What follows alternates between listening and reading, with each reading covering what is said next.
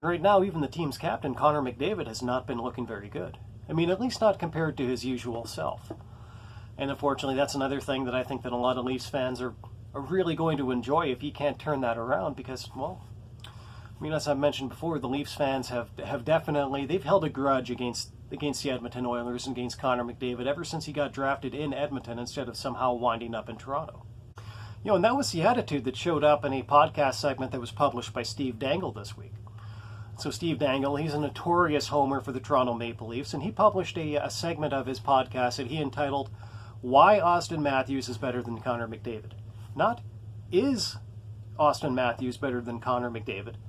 Which, even given Connor McDavid's struggles so far this season, is just such an oddly delusional bit of work that it's a little bit hard to believe that that's actually something that could come out of a Sportsnet podcast, but somehow there you have it.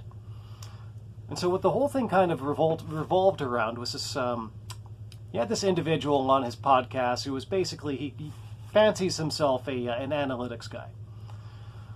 And I do think that analytics does have some place in sports. I mean, there are a lot of teams out there in various leagues that have had a little bit of success thanks to analytics. So it does have its place, but it doesn't replace the, what you would call the traditional, the traditional means of evaluating a hockey player. I think at its worst, analytics is kind of where the mathletes try to pwn the athletes. And I think that's kind of something that was in play here. And so basically what their argument revolved around was this idea that this guy had come up with an analytical model that when you plug in all of the different statistical numbers, it suggested that Auston Matthews is a better defensive player than Connor McDavid. Which to me is a little bit confusing because when you compare their plus-minus numbers head-to-head, Connor McDavid is the far better player in the plus-minus department.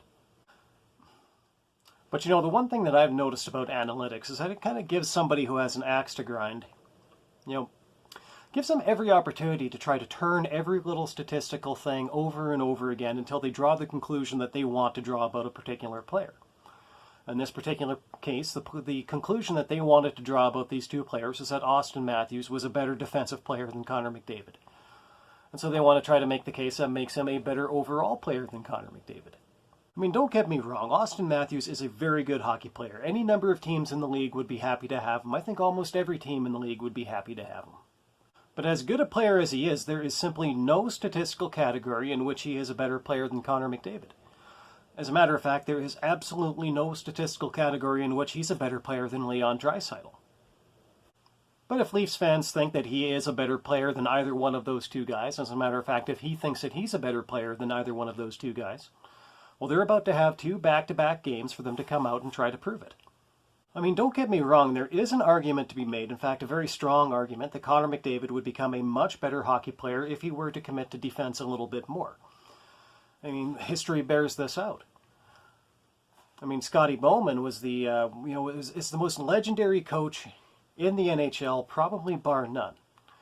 Which, what really made the difference for the teams that he coached wasn't so much when Guy Lafleur and Steve Yzerman were just massive runaway scoring stars. It was when he sat them down and he convinced them. He said to them that, you can either score a lot of points and get the big money contracts, or you can commit to playing a two-way game and win championships.